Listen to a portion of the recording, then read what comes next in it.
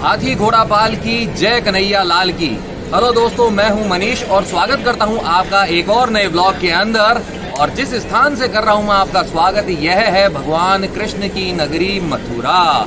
जी हाँ, यहाँ लाइफ में पहली बार मैं आया हूँ और अकेला नहीं आया हूँ, मेरे साथ आया है मोहित। तो सबसे पहले करवाता हूँ आपकी मोहित से मुलाकात। तो ये है मोहित, मेरा कजन। हेलो दोस्तों।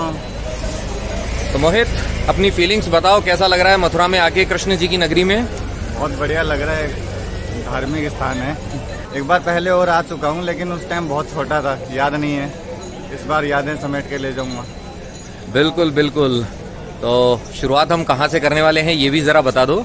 शुरुआत हम यहाँ श्री कृष्ण जन्मभूमि से कर रहे हैं। तो मेरे ठीक पीछे आप जो देख रहे हैं वो स्थान है सबसे पहले दर्शन करने की जगह। जी हाँ, मथुरा में आप आते हैं तो आप जैसे ही मथुरा दर्शन अभियान शुरू करने की आपकी बारी आती है तो आपको आना होता है सबसे पहले उस स्थान पर जहाँ पे भगवान कृष्ण का जन्म हुआ था, यानी कि श्री कृष्ण जन्मभूमि। जी हाँ, मेरे ठीक पीछे जो एक आपको द्वार दिखाई दे रहा है वो है गेट नंबर 1, कृष्ण जन्मभूमि परिसर जो है उसके अंदर जाने का। तो उसके अंदर भी जाएंगे, लेकिन उससे पहले मैं आपको बताना चाहूंगा इस मथुरा नगरी के बारे में कुछ जानकारी।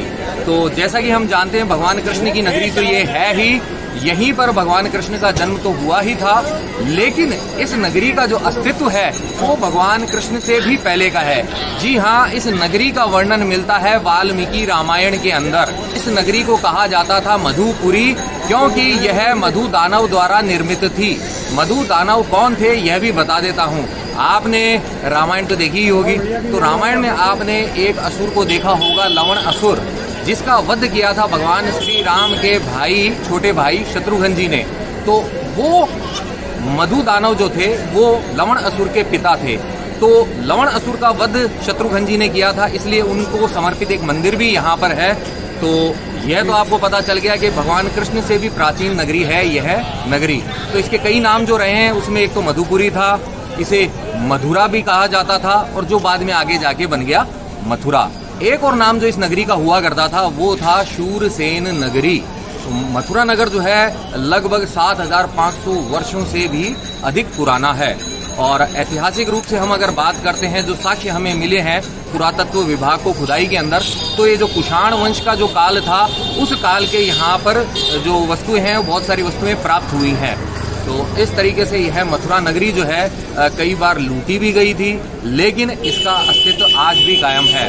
और बात करते हैं अब इस कृष्ण जन्मभूमि की, तो इसके बारे में मैं जानकारी आपको दूंगा दर्शन करने के बाद। तो सबसे पहले गेट नंबर 1 से मैं और मोहित जाएंगे अंदर दर्शन करने के लिए, और उससे पहले करेंगे हम एक काम।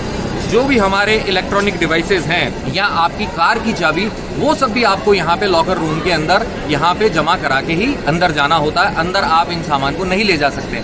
इसका अर्थ क्या हुआ कि मैं आपको अंदर के वैसे दर्शन नहीं करा सकता हूँ, लेकिन घबराइए मत, अंदर जाके दर्शन करके मैं बाहर आऊंगा तो आपको मेरा आंखों देखा हाल जो है वो बताऊंगा। तो सबसे पहले अब वक्त है फोन को, इस कैमरा को डिपॉजिट करने का। तो ये देखिए आप, ये है श्री कृष्ण द्वार, गेट नंबर 1, जन्मभूमि परिसर में मंदिर में अंदर जाने के लिए। और आप देख सकते हैं लाइनें लगी हुई हैं। 2 लाइनें जो है ये पुरुषों की है और महिलाओं की जो लाइन है वो उस तरफ लगती है। और राइट हैंड साइड में आगे की तरफ वो जो वहाँ पे काउंटर बने हुए हैं, वहाँ पर आप ये अपने कैमरास, फोन्स वगैरह सब डिपॉजिट कर सकते हैं। और ध्यान रहे, आप कार की चाबियाँ भी नहीं लेके जा सकते हैं। तो अगर आपने चूक कर दी तो आपको लाइन से वापस निकल कर आना होगा और उसे डिपॉजिट करना होगा। तो ध्यान रहे, आपको ये यहाँ पे जमा करानी है। ये देखिए, इस तरफ आप अपने जो भी हैं बड़े बैग्स, अटैची, यहाँ लिखा हुआ झोला, तो आप झोला भी जमा करा सकते हैं। और हम मित्रों, हम तो फकीर आदमी, हाँ, झोला उठा के चल देंगे। हमारे मोदी जी ने ये बात बोली थी, तो इस झोले से मुझे ये बात याद आ गई।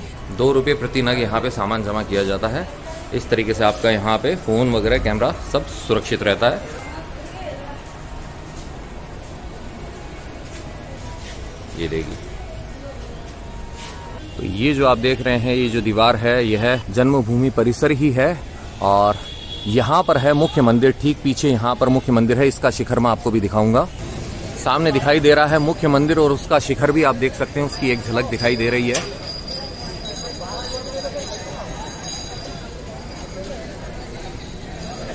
तो लीजिए, आ गया हूं मैं मोहित के साथ अंदर दर्शन करके।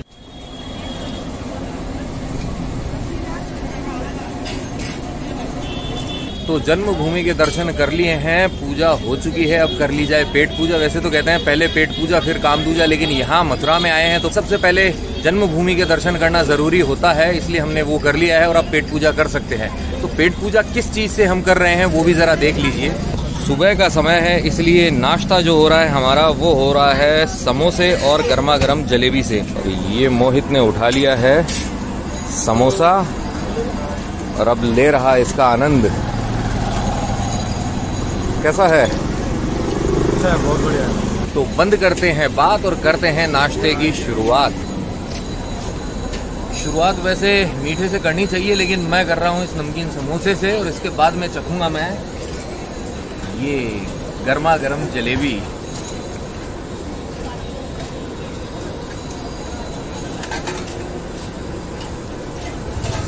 अच्छा है, मस्त है। अलग अलग जगह का ट्राई करेंगे यहाँ पे जो है स्पेशल। जन्मभूमि परिसर के अंदर क्या क्या देखा है, कैसे हुई थी शुरुआत से, अब आप जानिए। तो सबसे पहले हमने डिपॉजिट कर दिए थे हमारे इलेक्ट्रॉनिक डिवाइसेस। उसके बाद में जो गेट नंबर 1 है मेरे पीछे आपको जो दिखाई दे रहा है, इससे हम अंदर प्रविष्ट हुए। 2 बार हमारी सिक्योरिटी चेक हुई थी, एक बार पहले गेट के बाहर और उसके बाद में अंदर हम जैसे जाते हैं फिर से एक बार। तो यह बहुत अच्छी चीज़ है, सिक्योरिटी का ध्यान रखना चाहिए। और सिक्योरिटी की ये जो बाधा थी इसको करके पार हम जैसे ही आगे जाते हैं तो आगे जाने पर राइट हैंड साइड के अंदर ही दिखाई देता है भगवान कृष्ण का विशाल मंदिर जन्मभूमि परिसर के अंदर बना हुआ। तो सीढ़ियां चढ़कर हम जैसे ही ऊपर पहुंचते हैं, मंदिर के अंदर दाखिल होते हैं, तो सबसे पहले तो विशाल जो कहते हैं ना कक्ष जैसे, वो है। लेफ्ट हैंड साइड के अंदर ही सबसे पहले हमें जो दर्शन होते हैं वो होते हैं भगवान कृष्ण के, उनके बड़े भाई जो हैं बलराम जी, दाऊ जी, उनके साथ में, और उनकी प्यारी बहना जो सुभद्रा जी हैं उनके साथ में। तो भाई बहन का ये जो मंदिर है इसके अंदर हम दर्शन करते हैं। और इसके बाद में हम जैसे ही आगे जाते हैं, मिडिल के अंदर राधा रानी के साथ में कन्हैया जी की लगभग 6 फुट की जो विशाल प्रतिमा है वो है, वहाँ पे दर्शन किए, परिक्रमा की हमने। और उसके बाद में हम जैसे ही आगे जाते हैं तो हमें दिखाई देता है राम दरबार। प्रभु श्री राम के दर्शन किए, माँ जानकी के साथ में, भ्राता लक्ष्मण के साथ में, और हमारे वीर बजरंगबली तो हमेशा उनकी सेवा में विद्यमान होते ही हैं। तो ठीक सामने की तरफ, राम दरबार के ठीक सामने की तरफ हनुमान जी की प्रतिमा है, हनुमान जी का मंदिर है जो दर्शन कर रहे हैं प्रभु श्री राम के। और उसके बाद में हम जैसे ही जाते हैं उस तरफ हमें मिलते हैं भोले बाबा। भोले बाबा का शिवलिंग भी है वहाँ पे, और माता रानी का भी मंदिर है वहाँ पर। और बाद में हमें दिखाई देती है 3 प्रतिमाएं। मध्य के अंदर विराजित हैं हमारे मदन मोहन मालवीय जी, और दूसरी तरफ है पोदार जी, और एक तरफ है विराजित वहाँ पे हमारे बिड़ला जी। तो ये 3 प्रतिमाएं हैं। इनके आगे गुरु जी की एक प्रतिमा है जो शायद, अगर मुझे जितना याद है, वो अखंडानंद जी की प्रतिमा है। इसके अलावा एक गरुड़ स्तंभ भी है। और इस मंदिर के दर्शन करके हम जब बाहर आते हैं तो सीढ़ियों के पास में ही लेफ्ट हैंड साइड के अंदर ही वहाँ पर जो भव्य झांकियाँ जो होती हैं कृष्ण लीलाओं की, वो आपको देखने को मिलती है। विभिन्न जो प्रसंग हैं भगवान कृष्ण के जीवन के, तो स्वचालित झांकियाँ जो है वो आपको देखने को मिलती है। इसके लिए आपको लेना होता है 10 रुपये का टिकट। गुफा के भी दर्शन करने के बाद में जब आप सीधे सामने की तरफ जाते हैं तो आप पहुँच जाते हैं केशव देव जी के मंदिर की तरफ। जी हाँ, भगवान कृष्ण का जो मंदिर है वो है वहाँ पर। उसके अंदर दर्शन करके हम जब आगे की तरफ बढ़ते हैं तो हम पहुँच जाते हैं जो कारागार जो हुआ करता था, जहाँ पे कंस का जन्मभूमि है, हम पहुँच जाते हैं वहाँ पर। और वहाँ पर हमने दर्शन किए। उसके बाद में जो जन्म स्थान है, जो उसी के बीच के अंदर एक कुआं भी दिखाई देता है। और इस कुएं से जब हम आगे जाते हैं राइट हैंड साइड की तरफ, तो वहाँ पे हमें दिखाई देती है ईदगाह, जो औरंगजेब ने यहाँ पर मुख्य मंदिर को तुड़वाकर बना दी थी, जिसका फैसला अभी अदालत में होने वाला है। और मुझे उम्मीद है कि जो सच है उसकी जीत होगी, और जल्दी ही वह स्थान जिस पर औरंगजेब ने अवैध कब्जा कर लिया था, वह वापस से भगवान कृष्ण की जो जन्मभूमि है इसके अंदर सम्मिलित हो जाएगा। तो ठीक जो ईदगाह है उसके दीवार के वहीं तक हम जा पाए थे, आगे की तरफ तो फिर वो ईदगाह की दीवार आ जाती है और उस दीवार के ऊपर ही वहाँ पे मार्बल के ऊपर आपको दिखाई देती है बहुत सारी जो होते हैं ना कृष्ण जी की आकृतियाँ, जो नेचर ने बनाई है वो आकृतियाँ आपको वहाँ पर दिखाई देती है।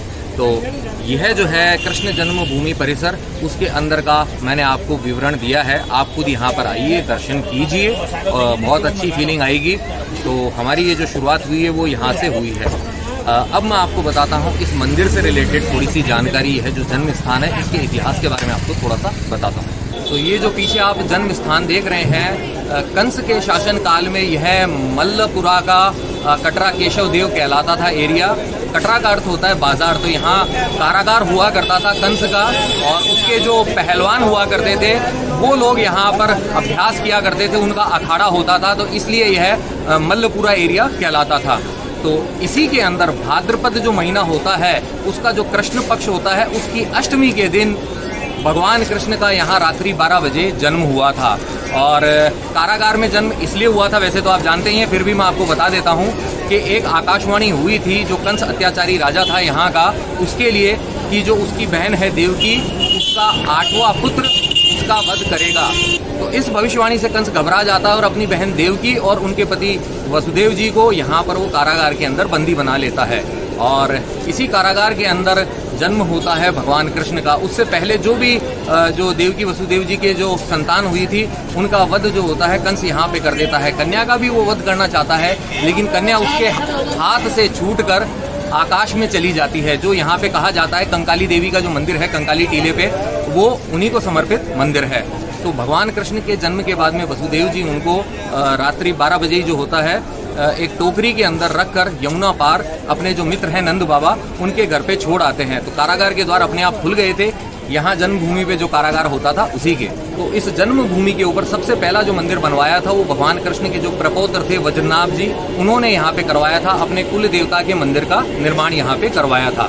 उसके बाद में ब्राह्मी लिपि के जो शिलालेख प्राप्त हुए हैं उनसे ज्ञात हुआ कि जो शोडाश के शासन काल के अंदर एक वसु नामक जो व्यक्ति था उसने यहाँ पर मंदिर, तोरण द्वार और वेदिका का निर्माण करवाया था। इसके बाद में 400 ईस्वी के अंदर जो हमारे चक्रवर्ती सम्राट विक्रमादित्य हैं उन्होंने यहाँ पर मंदिर का निर्माण करवाया था, भव्य मंदिर बनवाया था। बहुत ही शानदार मंदिर यहाँ पर उन्होंने बनवाया था। इस भव्य मंदिर को तोड़ दिया गया था जो इस्लामिक लुटेरा था महमूद गजनवी। कहा जाता है कि उसके समय के अंदर यहाँ पर 4 मीटर ऊंची शुद्ध सोने की मूर्ति थी जिसे वो लुटेरा लूट कर ले गया था। साथ ही उसने इस भव्य मंदिर को तोड़ दिया था। इस मंदिर का पुनर्निर्माण बाद में जो हुआ था वो विजयपाल सिंह जूसदेव जो थे उनके समय के अंदर जज्जा नाम के व्यक्ति ने करवाया था। और कहा जाता है कि उसने भी यहाँ पर जो मंदिर बनवाया था वह बहुत ही भव्य था। इस भव्य मंदिर को तोड़ा गया था सिकंदर लोधी के समय के अंदर। इसके बाद में 125 वर्षों के बाद में जहांगीर के शासनकाल के अंदर यहाँ पर फिर से मंदिर का निर्माण करवाया गया था। और वो निर्माण करवाया था ओरछा के राजा जो वीर सिंह जी बुंदेला थे उन्होंने। और इस मंदिर के ऊपर फिर से नजर पड़ी औरंगजेब की। जी हाँ, औरंगजेब ने पूरे भारतवर्ष के अंदर बहुत सारे मंदिरों को तोड़ा था और यहाँ पे जो भव्य मंदिर बनवाया था ओरछा के राजा ने, उससे जो कहा जाता है औरंगजेब जल भुन गया था और इसी जलन के अंदर उसने इस मंदिर को यहाँ पर तोड़वा दिया था। और तोड़वाने के साथ ही आधा जो भाग था उसके ऊपर उसने निर्माण करवा दिया था ईदगाह का। तो आज भी इस जन्मभूमि परिसर जो है इसके अंदर आधे हिस्से पे मंदिर बना हुआ है और आधे हिस्से पर आज भी वो ईदगाह है जो औरंगजेब ने कब्जा करके बनवा दी थी। और इसका केस अभी अदालत के अंदर चल रहा है और उम्मीद है कि सच की जीत होगी और फैसला जो है वो हो जाएगा। 1815 के अंदर अंग्रेजों से इस भूमि को खरीद लिया गया था बनारस के राजा पटनी देव जी के द्वारा। वो भी यहाँ पर मंदिर का निर्माण करवाना चाहते थे लेकिन वो ऐसा नहीं करवा पाए थे। तो आगे आ जाती है यह भूमि उनके वंशजों के पास में। उसके बाद में 1940 के अंदर यहाँ पर आगमन होता है महामना मदन मोहन मालवीय जी का। जन्मभूमि इस जन्म स्थान की दुर्दशा देखकर वो बहुत दुखी होते हैं। उनके 3 साल बाद में यानी कि 1943 के अंदर यहाँ आना होता है जुगल किशोर जी बिड़ला का। वो भी जन्म स्थान की दुर्दशा देखते हैं तो बड़े दुखी होते हैं। तो महामना जी जुगल किशोर जी बिड़ला को पत्र लिखते हैं कि यहाँ पर कुछ किया जाए, इसकी दुर्दशा को दूर किया जाए किसी भी प्रकार से। 1944 के अंदर जो पटनी देव जी के वंशज थे उनसे जमीन खरीद लेते हैं जुगल किशोर जी बिड़ला जी, क्योंकि जो मालवीय जी थे उनकी यही इच्छा थी। और उसके बाद में मालवीय जी यहाँ पर मंदिर का निर्माण करवाना चाहते थे, लेकिन उनका देहांत हो जाता है। इस वजह से उनकी यह इच्छा अधूरी रह जाती है। तो उनकी अधूरी इच्छा को पूरा करने के लिए जुगल किशोर जी बिड़ला जो है यहाँ पर श्री कृष्ण जन्मभूमि ट्रस्ट जो होता है उसकी स्थापना करते हैं 1951 के अंदर। जो मुस्लिम पक्ष जो होता है 1945 के अंदर अदालत में रिट दाखिल कर देता है, जिसका फैसला आता है 1953 के अंदर। लेकिन जन्मभूमि का विवाद अभी भी चल रहा है, जो अदालत के अंदर अभी भी जारी है। उसका फैसला जल्दी आने की उम्मीद है। उसके बाद में वर्तमान में आप जो यहाँ पर मंदिर देख रहे हैं, मेरे पीछे जो जन्मभूमि है जिसकी आप झलक देख रहे हैं, यहाँ पे मंदिर का निर्माण पूरा हुआ था 1982 के अंदर। तो इतना समय यह लगा था। यह वर्तमान स्थिति है फिलहाल इस जन्मभूमि की। उम्मीद करते हैं यहाँ पर जल्द ही जो आधा अधूरा हिस्सा जो कब्जे में ले लिया गया था उस पर भी मंदिर का निर्माण होगा।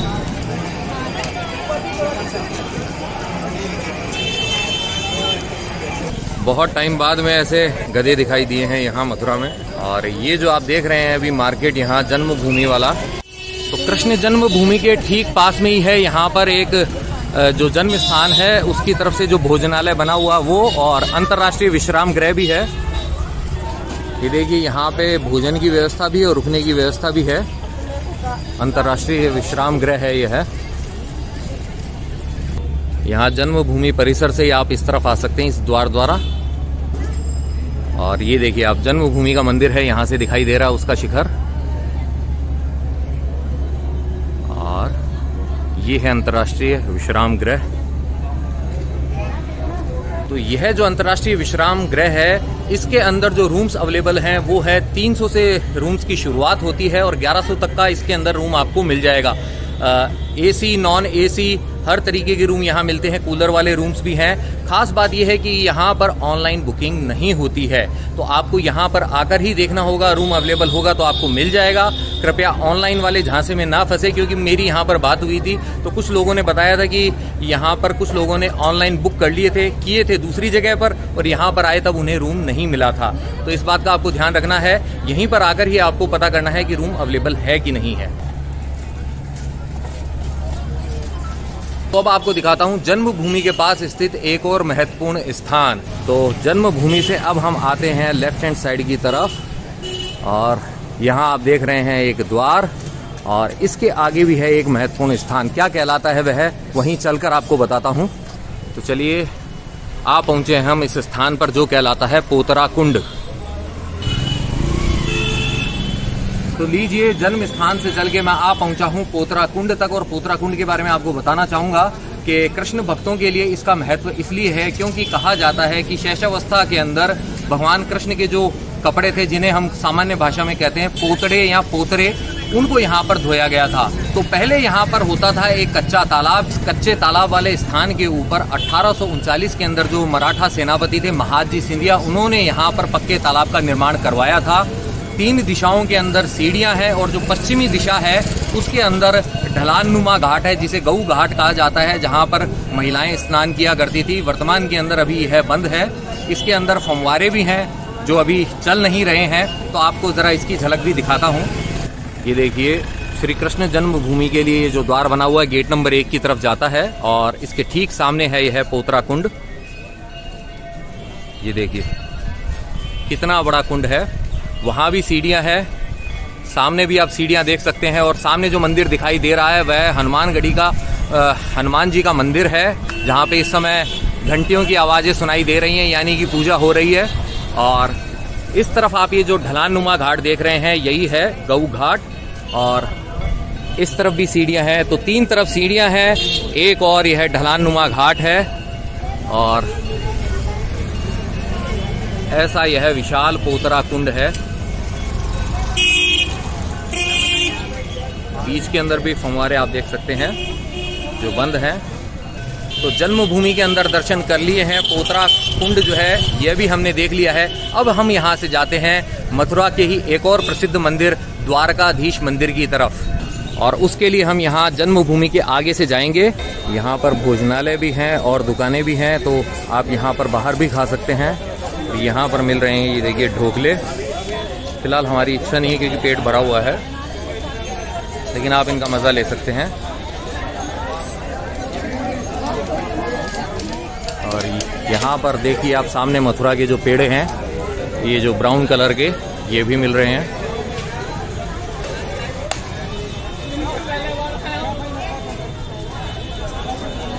और यहाँ पर आ गई ये मुख्य सड़क, यहीं पर आपको मिल जाएंगे ऑटोज, ई रिक्शा जो आपको लेके जाएंगे दूसरे मंदिरों की तरफ।